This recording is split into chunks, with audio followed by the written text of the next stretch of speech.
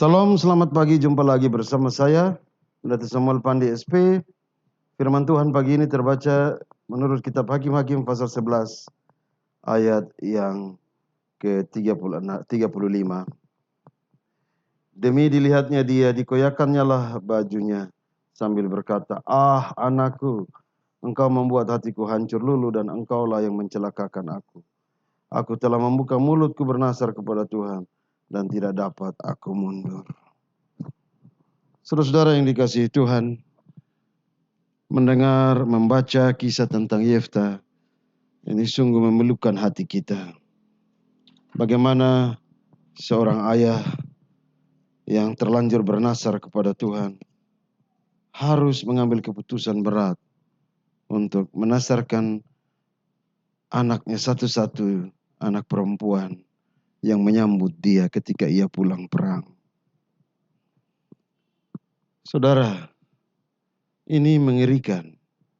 Saya hendak mengatakan kepada saudara, kita tidak boleh melihat teks ini dari sudut pandang kemanusiaan belaka.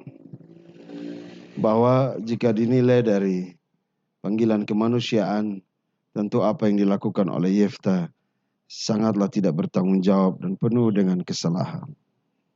Firman ini harus dilihat dalam bingkai bagaimana seseorang yang berkomitmen, berjanji kepada Allah dan menjaga janjinya itu. Tuhan tidak pernah meminta sesuatu yang lebih. Justru Yefta lah yang menasarkan apapun ketika ia pulang dari kemenangan. Disinilah kita diajarkan, saudara. Pertama, jaga ucapanmu. Sebab jangan-jangan engkau berjanji kepada Tuhan untuk bertobat, berjanji kepada Tuhan untuk mempersembahkan sesuatu, berjanji kepada Tuhan untuk memulai hidup baru, tetapi engkau sendiri tidak mampu untuk melakukannya. Kita harus bertanggung jawab terhadap apa yang kita ucapkan dan kita harus memenuhi apa yang telah kita janjikan. Memang sakit hati, tetapi inilah makna dari sebuah panggilan beriman. Tuhan tidak pernah meminta korban manusia, tetapi korban yang diberikan oleh Yefta adalah tanggungannya sendiri atas janji yang ia ucapkan sendiri. Luar biasa, saudara. Dalam Alkitab kita membaca, misalnya Abraham juga pernah membawa Ishak untuk dipersembahkan. Demikian juga Tuhan Yesus adalah anak tunggal Allah yang telah datang mati dan mau berkorban untuk saya dan saudara. Kisah ini menunjukkan kepada kita bahwa tentang hakikat persembahan itu memang harus datang dari komitmen. Dia harus datang dengan keberanian. Kalau saudara mau memberi sesuatu kepada Tuhan dan saudara masih menahan-nahan pemberianmu itu, justru saudara adalah tipe orang-orang yang tidak bertanggung jawab, tipe orang-orang yang meremehkan Tuhan.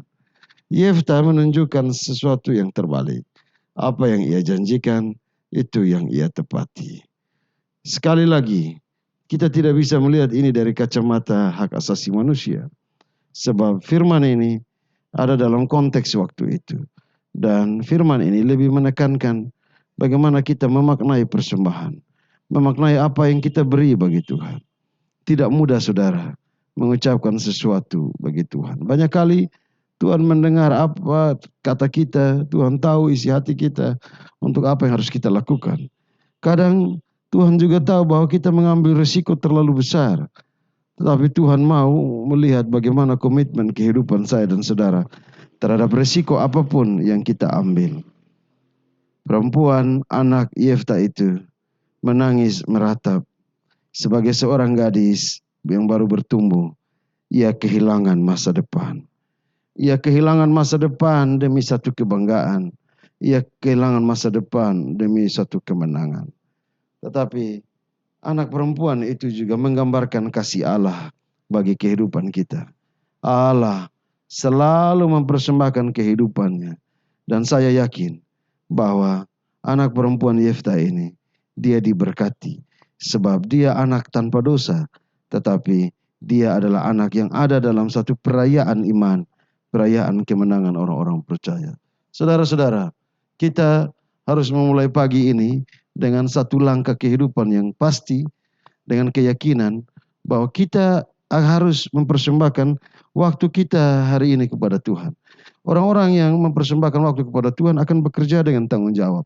Mereka akan melakukan sesuatu kebaikan. Mereka tidak akan memanfaatkan waktu untuk hal-hal yang tidak penting.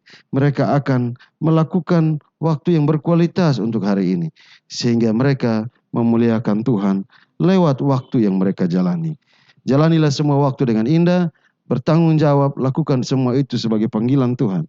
Karena sesungguhnya pagi ini adalah nasar kehidupan kita. Waktu, relasi, semua yang ada adalah cara kita menasarkan kehidupan pada Tuhan. Mulai pagi dengan mempersembahkan seluruh aktivitas kita pada Tuhan. Tuhan memberkati. Mari kita berdoa. Tuhan Yesus, tolong kami agar kami menasarkan waktu kami kepadamu pagi ini. Amin.